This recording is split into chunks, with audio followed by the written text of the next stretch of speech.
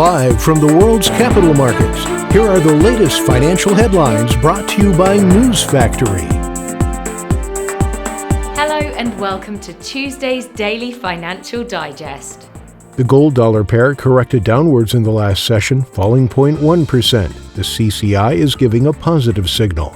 The euro dollar pair corrected downwards in the last session, falling 0.1%. The ultimate oscillator is giving a positive signal. The pound dipped a slight 0.1% against the dollar in the last session. The ultimate oscillator is giving a negative signal. The last session saw the Aussie drop 0.3% against the dollar. The stochastic RSI is giving a negative signal, which matches our overall technical analysis. Coming up, our chief analyst's choices for today.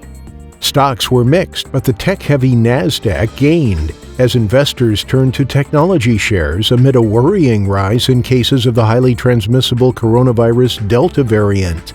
$726 million in Bitfinex shorts were quickly closed after Bitcoin's price bounced at $30,500, leading to speculation whether bears have given up.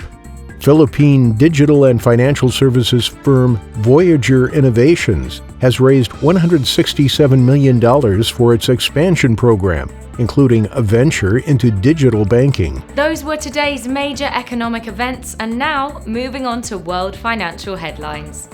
The French consumer confidence will be released at 6:45 GMT. The U.S. S&P Case-Shiller home price indices at 1300 GMT, Germany's harmonized index of consumer prices at 1200 GMT. The U.S. consumer confidence will be released at 1400 GMT, the Eurozone's business climate at 900 GMT, Japan's industrial production at 2350 GMT. We hope that you've enjoyed Tuesday's financial report.